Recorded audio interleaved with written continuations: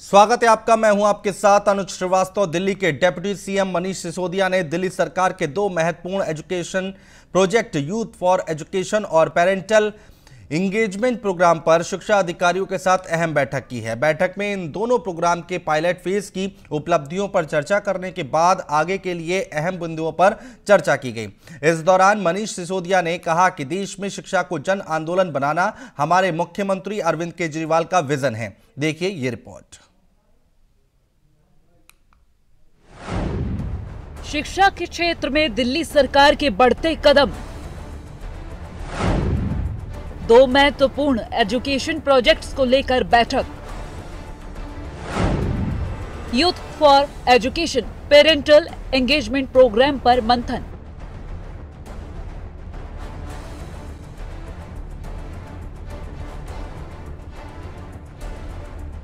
दिल्ली सरकार शिक्षा के क्षेत्र में अपने कदम लगातार बढ़ा रही है।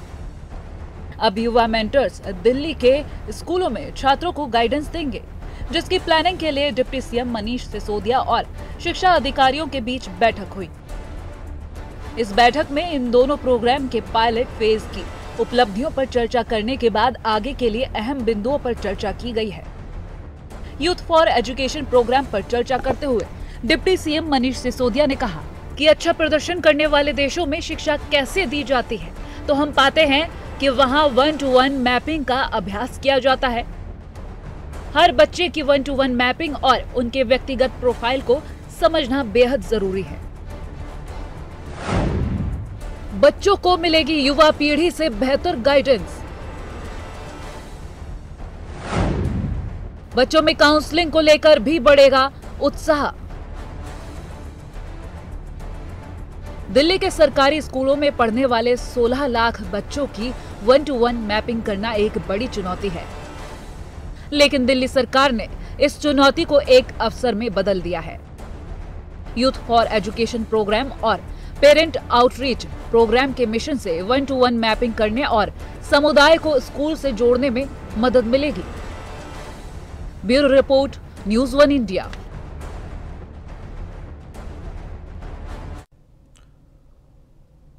और हमारा खास पैनल हमारे साथ जुड़ रहा है। सारिका जैन है, प्रवक्ता है भारतीय जनता पार्टी से। अनुज आत्रे जी हैं, नेता हैं कांग्रेस पार्टी से। और घनेंद्र भारद्वाज जी हैं, प्रवक्ता हैं आम आदमी पार्टी से। आप सभी लोगों का बहुत स्वागत है। घनेंद्र भारद्वाज जी से डिबेट की शुरुआत करेंगे। घनेंद्र जी, ये जो दो प्रोजेक्ट हैं कैसे काम करेंगे, क्या काम करेंगे, एक बार आप हमें समझाइए। प्लानिंग क्या है दिल्ली सरकार की? दोनों प्रोजेक्ट ऑलरेडी हमने इसको ट्रायल बेस पे चलाया हुआ है। इसका पायलट प्रोजेक्ट ऑलरेडी चल रहा है। यूथ फॉर एजुकेशन जो है उसमें बेसिकली हम ये कह रहे हैं कि जो बच्चा है जो स्कूल में जाता है 9, 10, 11, 12 4 साल बच्चे के ऐसे होते हैं जो उसके कैरियर के लिए बहुत इंपॉर्टेंट होते हैं। और हमने देखा कि फॉरेन में भी इस तरीके की कंसेप्ट चल रहे, इस तरीके की पढ़ाई और एजुकेशन मॉडल चल रहा है। तो 9, 10, 11, 12 में बच्चे को काउंसलिंग की बहुत ज्यादा जरूरत पड़ती है कि वो बच्चे का आगे जो कैरियर है उसको किस तरीके से कैरियर की तरफ जाना, उसको कैसे सब्जेक्ट चाहिए, कैसा उसको इन्वॉल्वमेंट चाहिए, क्या उसके लिए स्टडी का पास होना चाहिए, वो सब चीजें डिसाइड होती है। तो यूथ फॉर एजुकेशन के अंदर हमने 20 से 30 साल, क्योंकि क्या होता है कि हमने भी देखा है कि बच्चे घर पे जाते हैं लेकिन पेरेंट्स और बच्चों के बीच में जनरेशन गैप हो जाता है। तो कई बार बच्चे जो हैं अपने पेरेंट्स से उस तरीके से कंफर्ट नहीं रहते। तो 20 से 30 साल के जो यंगस्टर्स हैं जो अपने अपने कैरियर में काम कर रहे हैं, कोई कहीं पढ़ रहा है या कहीं कोई नौकरी कर रहा है, कोई प्रोफेशन में है, कहीं किसी सिविल सर्विसेज में है कहीं, तो हमने ऐसे लोगों को आइडेंटिफाई करके उनको स्कूल के साथ अटैच करा है। और वो क्या करते हैं, बच्चों की काउंसलिंग करते हैं, उनके मेंटर बनते हैं। और मेंटर बनने के बाद उनको प्रॉपर क्या गाइडेंस चाहिए उस गाइडेंस को करते हैं। और वो एक भाई बहन और भाई भाई वाला इस तरीके से रिलेशनशिप एस्टेब्लिश हो जाती है। वो जाते हैं स्कूल में, उनसे बात करते हैं, इंटरेक्ट करते हैं, और उसके बाद उन बच्चों का जो कंफर्ट लेवल है वो कंफर्ट लेवल काफी उनके साथ। मेरा ये कहने का मतलब है घनेंद्र जी कि 16 लाख बच्चे हैं जो स्कूलों में पढ़ते हैं, और उनकी जो आप लोग कह रहे हैं कि 1-to-1 मैपिंग कराएंगे, ये किसी चुनौती से कम नहीं है। सारिका जन, इतना आसान होगा क्या ये सब लागू कर पाना? आता हूं घनेंद्र जी आपके पास। शिक्षा मॉडल को लेकर, जैसे इनका health world class health model था, ऐसे ही इनका शिक्षा मॉडल भी है। और लोगों को सिर्फ उनके जो बच्चे हैं उन पेरेंट्स को लॉलीपॉप देने का ये लोग काम कर रहे हैं। मैं पूछना चाहती हूँ कि पहले इन्होंने एक्स्ट्रा क्लासेस शुरू की, उसके बाद इन्होंने हैप्पीनेस क्लासेस शुरू की और इसके बाद अब ये यूथ मॉनिटरिंग क्लासेस शुरू कर रहे हैं। इसका फायदा क्या है? जब तक बच्चों की नींव नहीं भरेगी। आज स्कूल में प्रिंसिपल्स नहीं है, शिक्षक नहीं है। लगभग 16,000 भर्तियां शिक्षकों की होनी है। बिल्डिंग जो 16 स्कूल थे वो इन्होंने बंद कर दिए, बनवाने की बजाय और बंद कर दिए। रोज इनका स्ट्रक्चर आज गुणवत्ता के हिसाब से देश में 31वें नंबर पर इनका दिल्ली का शिक्षा मॉडल है। और ये सिर्फ एडवर्टाइजमेंट, इनको नया मुद्दा चाहिए होता है कुछ एडवर्टाइजमेंट के लिए, कुछ भ्रष्टाचार करना होता है, तो ये नई नई तकनीकें निकाल कर लाते हैं कि किस तरह से हम एडवर्टाइजमेंट कर सके और बच्चों के पेरेंट्स को बरगला सके। तो इनके आप देखिए रिजल्ट उठाकर देखिए, 9th के बच्चे हर साल लगभग 1 लाख बच्चे फेल। आप अगर आंकड़ों पर जाए तो लगभग 80,000 या 1 लाख बच्चे फेल हो रहे हैं। तो ये इनका शिक्षा मॉडल है। इस तरह से ये नई नई रोज बच्चों की भविष्य के साथ ये लोग जो खेल रहे हैं, पहले दिल्ली के साथ खेला कोरोना काल में, और अब नई नई योजनाएं बनाकर बच्चों पर लादते हैं। आज हमारे स्कूलों में साइंस नहीं पढ़ाई जा रही है। लगभग 70% स्कूल्स में आज साइंस नहीं पढ़ाई जा रही है। क्या हमारे बच्चों का भविष्य यही है? अगर साइंस नहीं होगी तो क्या हमारे बच्चे डॉक्टर इंजीनियर बन पाएंगे? उनका भविष्य क्या है? आप खुद से सोचिए। कुछ बच्चे कर रहे हैं। आगे देखिए कि कितनी स्तरता गिरती जा रही है हमारे एजुकेशन की। तो ये ऐड करने से राजनीति, बच्चों पर भी राजनीति, तो ये शोभा नहीं देता। ये राजनीति करने का तरीका नहीं है। कम से कम हमारे देश के जो भविष्य है उन बच्चों के साथ तो कम से कम ये खिलवाड़ ना करें जिस तरह से इन्होंने अभी कोरोना काल में लोगों के साथ किया है। तो ये राजनीति करके बच्चों के साथ खिलवाड़ करके उनके पेरेंट्स को बरगला के क्या मिल जाएगा, इनको क्या हासिल हो जाएगा? अनुज आत्रे जी, आपको क्या सोच है? ये यूथ फॉर एजुकेशन और पेरेंटल एंगेजमेंट प्रोग्राम जो 2 प्रोजेक्ट लॉन्च करने जा रहे हैं और उसका ट्रायल भी किया गया है, अब उससे क्या शिक्षा का स्तर बढ़ेगा लगता है आपको दिल्ली में? हाँ।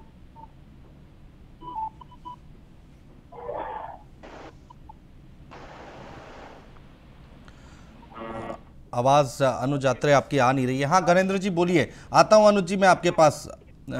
ठीक है गणेंद्र जी अपनी बात रखिए, बहुत देर से कुछ कहना चाह रहे हैं। अनुज जी देखिए, मेरा ये मानना है कि कम से कम एजुकेशन में बच्चों की एजुकेशन में कोई भी राजनीति नहीं।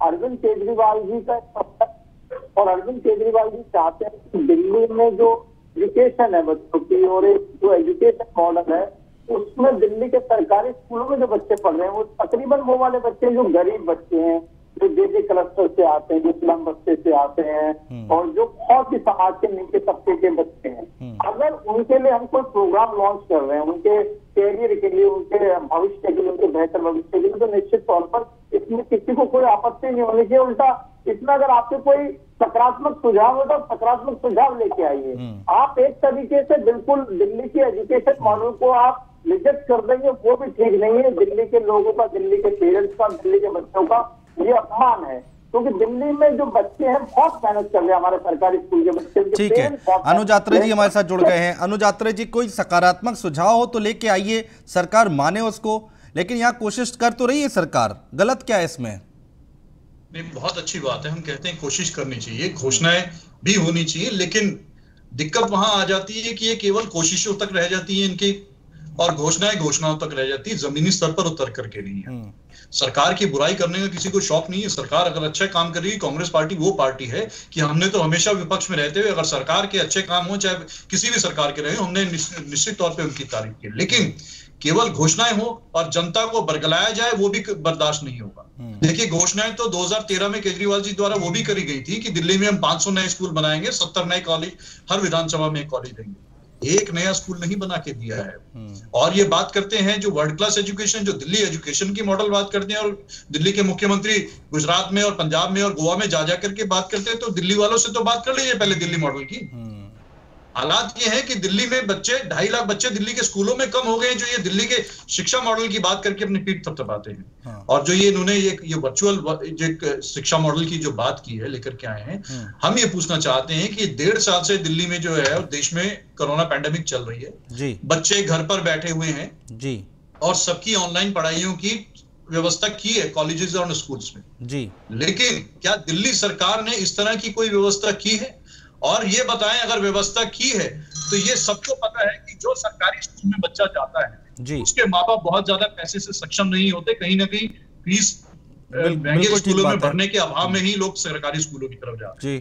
तो ऐसे में क्या उन गरीब बच्चों के लिए दिल्ली की सरकार ने उनको वर्चुअल क्लासेस, ऑनलाइन क्लासेस लेने के लिए कोई मोबाइल, कोई लैपटॉप, कोई टैब की व्यवस्था कराई है? हाँ। अगर नहीं कराई तो आप किस आधार पर इतने मतलब बड़े दावे? कहने का मतलब ये है कि छोटी छोटी चीजों पर आप पहले ध्यान दें, जो यहाँ पर व्यवस्थाएं बिगड़ी हुई हैं उस पर ध्यान दें। सारिका जी बोलिए। देखिए, अनुज जी ने बिल्कुल ठीक बोला है, जो भी बोला एकदम 100% करेक्ट बोला है। पहले ये स्वास्थ्य जो सुविधाएं थी उनको वर्ल्ड क्लास कहकर अपने मुंह से ही वर्ल्ड क्लास गाकर आए थे, और अभी इन्होंने ऐसे ही एजुकेशन को ये बोल रहे हैं वर्ल्ड क्लास है। हाँ। तो उस तरह से ही अपने मियां मिट्टू बन रहे हैं, अपनी तारीफ खुद कर रहे हैं, लोग नहीं कर रहे हैं तारीफ। हाँ। एक ये जो धनेंद्र जी आए हैं, मैं इनसे पूछना चाहती हूँ कि इन्होंने करोड़ों रुपया एजुकेशन लोन के लिए, इन्होंने करोड़ों रुपया टीवी पर भी आया और न्यूज़पेपर्स में भी आया। हाँ। बहुत एड्स किए, लेकिन इन्होंने कितने बच्चों को लोन दिया? सिर्फ 15 बच्चों को। 4 साल में इन्होंने 15 बच्चों को एजुकेशन लोन दिया, और इतने गरीब तबके के लोग हैं कि जिनको लोन की जरूरत है वो शिक्षा से वंचित है आज। मैंने बहुत सारी वीडियो देखी है, नीचे के स्तर की वीडियो देखी है कि बच्चे रो रो कर बोल रहे हैं कि हमें पढ़ना है और हमें एजुकेशन लोन प्रोवाइड नहीं हो पा रहा है। तो कितनी विडंबना है आज हमारे देश में कि लोग इतना पैसा एडवर्टाइजमेंट में और अपने पर्सनल या दिवाली पूजन में खर्च कर देते हैं, लेकिन जो हमारे देश का भविष्य है, जो बच्चे हैं जिनको पढ़ना चाहिए, जो आगे जाकर हमारे देश के साइंटिस्ट बन सकते हैं, उनके लिए लोन नहीं है आज हमारे देश में। तो बड़ा दुखद स्थिति हमारे देश। गणेंद्र भारद्वाज जी, एक एक करके दोनों को बातों का जवाब दीजिए, और ये बात तो निकल कर आई है कि जो छोटी छोटी कमियां पहले उसको दूर कर लिया जाए, फिर हम वर्ल्ड क्लास एजुकेशन की बात करेंगे।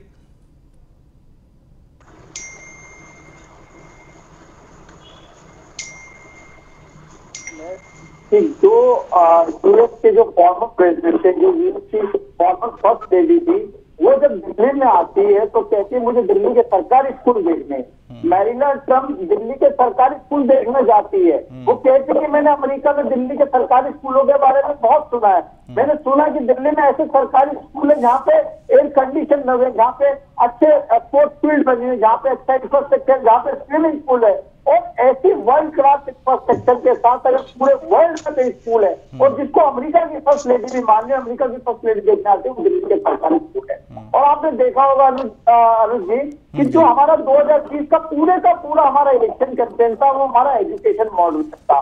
और दिल्ली के 2 करोड़ लोगों ने हमारे एजुकेशन मॉडल पर, हेल्थ मॉडल दोनों पे अपनी मोहर लगाई थी। हम बार बार जाकर दिल्ली के लोगों से हम एक ही बात कह रहे थे कि हमने दिल्ली को वर्ल्ड हेल्थ केयर इंफ्रास्ट्रक्चर दिया है और वर्ल्ड क्लास हमने एजुकेशन मॉडल दिया है, और दिल्ली के लोगों ने इस चीज को माना। किसी तारीखा जब किसी अनुज आपने के सर्टिफिकेट की जरूरत नहीं है। दिल्ली के 2 करोड़ लोगों ने आम आदमी पार्टी को 70 में से 62 देखिए सारिका जी कुछ काउंटर करना चाह रही हैं आपकी बातें सुनकर। दिल्ली सरकार के हेल्थ केयर मॉडल पे स्टेप लगाई थी। दिल्ली के लोगों को विश्वास हमारे साथ है, दिल्ली के लोगों के लिए कमिटेड है। हम दिल्ली के लोगों के लिए बैठने के लिए काम करें, दिल्ली के बच्चों के लिए अच्छे स्कूल का बनवाएंगे, अच्छा इंफ्रास्ट्रक्चर रख देंगे। ये हमारी कमिटमेंट है, हमारे लीडर की कमिटमेंट है, और इस एजुकेशन को हम दिल्ली में जन आंदोलन बना के खड़ा करेंगे, ये हमारी कमिटमेंट है। हाँ सारिका जैन बताइए क्या कहना चाह रही हैं? मैं कहना चाह रही हूँ, जब इनका हेल्थ, ये जो इनकी इंफ्रास्ट्रक्चर है बहुत अच्छी है, वर्ल्ड से भी लोग इनको देखने आते हैं, सर्वे करते हैं, तो इन्होंने 16 स्कूल कैसे बंद कर दिए? 500 स्कूल इनका बनाने का वादा था, वो क्यों नहीं चालू किए? क्या एक मॉडल बना के, जैसे बिल्डर्स लोग होते हैं, एक मकान का सैंपल बनाते हैं और सारे में घुमाते हैं, सारे एडवर्टाइजमेंट में, पेपर में, विदेशों में, सब में घुमाकर डुबाते हैं लोगों को। ऐसे ही इन्होंने शिक्षा मॉडल का हाल किया है। अगर ये चाहते तो बहुत सारी बिल्डिंग्स, बहुत सारा इंफ्रास्ट्रक्चर स्कूलों की शिक्षा पर ये व्यस्त कर सकते थे। लाखों करोड़ों रुपए का बजट मिलता है शिक्षा के लिए, लेकिन उसमें इन्होंने रिजल्ट क्या निकाला? क्या उपलब्धि की शिक्षा के क्षेत्र में? कोई उपलब्धि नहीं की है। सिर्फ अभी जैसे घनेंद्र जी बोल रहे हैं हमारा विश्व में विख्यात है, लोग देखने आ रहे, तो अपने मियां मिट्टू बनने से कुछ नहीं होगा। जब तक कि लोग आपकी प्रशंसा नहीं करें तब तक आप मत मानो कि आपने कुछ अच्छा काम किया है। तो ये केजरीवाल जी हो, मनीष सिसोदिया जी हो या आतिशी जी हो, ये खुद की तारीफ खुद में करने में लगे हैं, अपनी ऐड देने में लगे हैं, लेकिन इन्होंने धरती पर उतरकर कोई काम नहीं किया। बच्चों के लिए जो भविष्य है उसके साथ खिलवाड़। ठीक है मैडम। अनुज आत्रे जी, अब सरकार कुछ ना करे तो उंगली उठाई जाती है, अगर सरकार कुछ कदम उठाती है, कुछ घोषणा करती है, कुछ पहल करने की कोशिश करती है, ये एक नई चीज है कि भाई 20 से 30 साल का युवा स्कूली बच्चों को जाकर वहां पे ज्ञान देगा, वहां पर पढ़ाएगा, तो इससे अच्छी बात और क्या हो सकती है? देखिए, एक बड़ी पुरानी कहावत है कि नकल के लिए भी अकल की आवश्यकता हो, और जहां तक झूठी घोषणाएं होंगी तो कांग्रेस पार्टी बिल्कुल बर्दाश्त नहीं करेगी। ये कहा जा रहा है कि दिल्ली के 17 लाख बच्चों को 1:1 जो है पढ़ाई की व्यवस्था की जा रही है। आज दिल्ली में 2400 स्कूल हैं गणेश जी आपकी सरकार के पास, जो वो सारे स्कूल कांग्रेस की सरकार ने बना करके दिए हैं, जिनको आप केवल चला रहे हैं। जरा ये बता दीजिए कि उन स्कूलों में से कितने स्कूलों में आपने स्विमिंग पूल बना दिया है? जो आप कह रहे हैं कि स्विमिंग पूल, केवल 1 या 2 स्कूलों में स्विमिंग पूल बनाने से क्या 2400 स्कूलों में स्विमिंग पूल बन गया है? और बताइए कितने आपने टीचर भर्ती किए इन 7 सालों में? एक नया टीचर नहीं भर्ती किया है आपने। यहां तक कि जो टेम्परेरी टीचर्स थे, जो गेस्ट टीचर्स थे, उनको आपने परमानेंट करने का आश्वासन दिया था, उन तक को आपने परमानेंट करना तो दूर, उनको नौकरी से निकाल दिया गया है। और सबसे बुरी हालात ये है स्कूलों में कि हर बच्चे के ऊपर, जितने स्टूडेंट्स के ऊपर टीचर्स का रेशो होना चाहिए, दिल्ली सरकार में 140 बच्चों के ऊपर 1 टीचर का रेशो आ रहा है। ये आपकी सरकार का आंकड़ा है। तो आप कैसे 1:1 की पढ़ाई की इतनी बड़ी बड़ी बात कर रहे हैं, जबकि व्यवस्था आपसे मौजूदा नहीं संभाली जाती है। मौजूदा व्यवस्था में आप 140 बच्चे पे 1 टीचर दे रहे हैं। कितने स्कूलों में प्रिंसिपल नहीं है, टीचर्स की शॉर्टेज है। ठीक बात कर रहे हैं गणेंद्र भारद्वाज जी, बात तो ठीक कह रहे हैं अनुज यात्रा जी। हम तो उसी का आपको आईना दिखा रहे हैं, आंकड़े लेकर बैठे हुए हैं।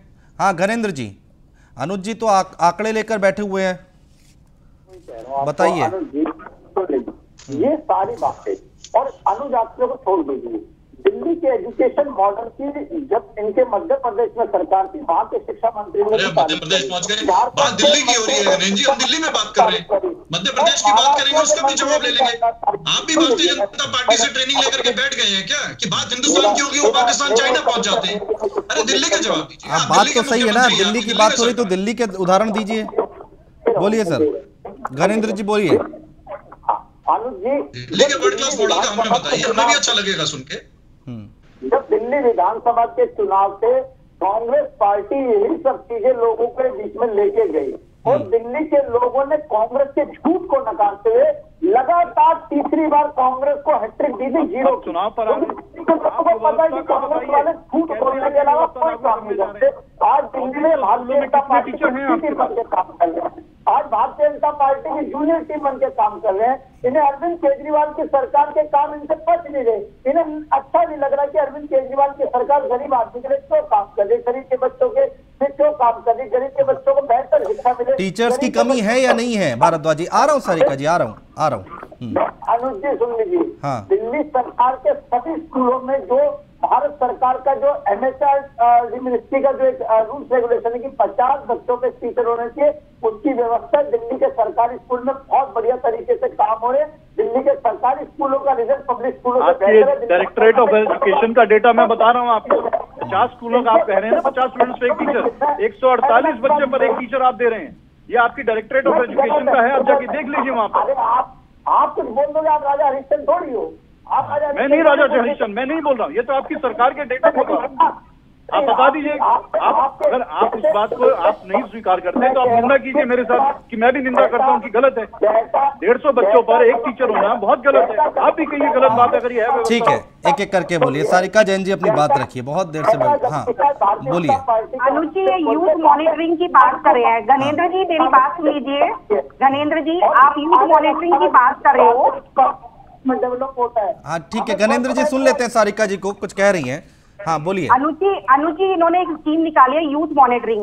ये यूथ मॉनिटरिंग नहीं कर रहे हैं, ये वॉलंटियर्स को इकट्ठा कर रहे हैं इस रूप में। ये आगे आने वाले टाइम में आपको पता चलेगा, क्योंकि इलेक्शन आने वाले हैं, इनको वॉलंटियर्स की जरूरत है और ये भ्रष्टाचार में तब्दील होगा।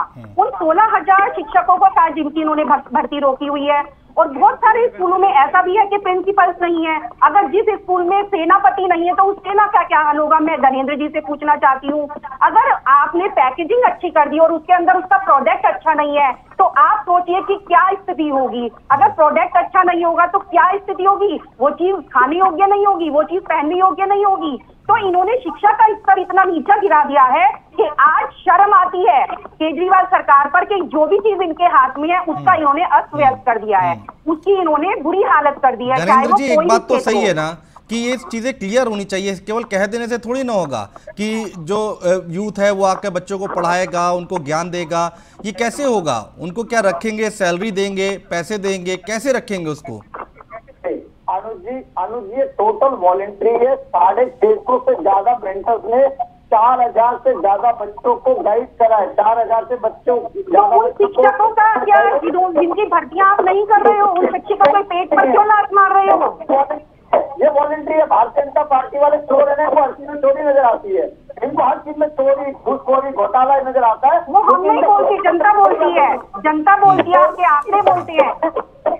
आगे बढ़ते ही नहीं है, इनको हर जगह चोरी नजर आती है, क्योंकि इनके डीएनए में चोरी हो गए। माँ राम मंदिर का पैसा खा गए, भगवान राम के नाम पे पैसे खा गए, हर चीज में चोरी, घोटाला, घपला ही नजर आता है भारतीय जनता पार्टी वालों को। अनुच्छेद पूरा वॉलंटरी सिस्टम है, वॉलंटरी बेस्ड सिस्टम है। तो आपके शिक्षा के क्षेत्र में क्या उपलब्धि रही, क्या आपने कर दिया? वो शिक्षा का स्तर आप गिराते जा रहे हो। आज देश में 31 नंबर पर है आपका शिक्षा का मॉडल। दिल्ली का मॉडल का स्तर गिरता जा रहा है रात दिन। ये बड़े लोग हैं, सरकारी स्कूल से मतलब नहीं है। ये बड़े लोग हैं, इनके पब्लिक स्कूल, प्राइवेट स्कूल वालों के ये वो हमदर्द है। ये प्राइवेट स्कूल आपके जो मंत्री हैं उनके कितने लोग, कितने बच्चे सरकारी स्कूलों में पढ़ते हैं? अगर आपका शिक्षा मॉडल बहुत अच्छा है तो आपके जो नेता लोग हैं उनके कितने बच्चे सरकारी स्कूलों में पढ़ने जाते हैं? तो पब्लिक स्कूल का माफिया चलाते हैं, माफिया के साथ है। हाँ ठीक है, एक एक करके बोलिए। गणेंद्र जी, यहाँ पर अनुज आत्रे जी ने एक और सवाल उठाया। गणेंद्र जी, अनुज आत्रे जी ने एक और सवाल उठाया कि भाई जो सरकारी स्कूल में बच्चे पढ़ रहे हैं वो ऑनलाइन क्लासेस क्या कर पाए होंगे इस कोरोना काल में? हाँ गणेंद्र जी। अनुज जी, बच्चों की पिछले 2 साल से ऑनलाइन क्लासेस चल रही है। दिल्ली सरकार ने जो जो मदद करनी थी बच्चों की, पेरेंट्स की, हमने करी है। आज दिल्ली में हमें फक्र इस बात का कि दिल्ली का एजुकेशन मॉडल जो है देश का सबसे बढ़िया एजुकेशन मॉडल है, और पूरे वर्ल्ड में दिल्ली के एजुकेशन मॉडल पर इतना चोरी है।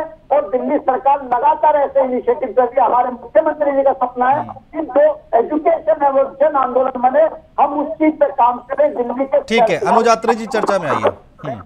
जी जी बोलिए। देखिए, ये जो स्वयंभू एक कहावत होती है ना कि अपने मुंह मियां मिट्ठू, और अपने आप ही ये दिल्ली का वर्ल्ड क्लास मॉडल, देश का बेस्ट मॉडल। तो अभी जैसे बताया गया है, ये तो नीति आयोग के आंकड़े हैं कि देश में 31वें नंबर पर दिल्ली का नंबर आता है शिक्षा के मामले में। तो ये कौन सा शिक्षा के मॉडल की बात करते हैं, और ये कौन सी व्यवस्था देने की बात करते हैं बच्चों को ऑनलाइन क्लासेस की? कुछ बताएं तो सही। जो गरीब बच्चा जो ऑनलाइन क्लासेस की आप कह रहे हैं हमने व्यवस्था की है, तो कैसे की होगी उसने? एक ही गैजेट के साथ ही कर सकता है वो। आपने मोबाइल दिए हैं तो कुछ बताइए हमें, कितने बच्चों को आपने मोबाइल दे दी जिससे वो कर सके? स्मार्टफोन दिए, लैपटॉप दिए, टैब दिए, क्या दिया, कैसे कर पाया होगा वो बच्चा? ये तो बताइए। गरीब बच्चा कहाँ से लेके आएगा घर में? ठीक है, मोबाइल और उसके वो मजदूर पिता उसका लेके चला भारद्वाज जी, तो बच्चा पढ़ेगा। जवाब दे लीजिए। हाँ जल्दी से, लास्ट कमेंट है। मैं मुझसे यही सवाल पूछ रहा हूँ, क्या राजस्थान के अंदर, क्या पंजाब के अंदर, क्या महाराष्ट्र के अंदर, क्या आपके झारखंड के अंदर किस सरकार ने बच्चों को मोबाइल दे दिए, टैबलेट दे दिए?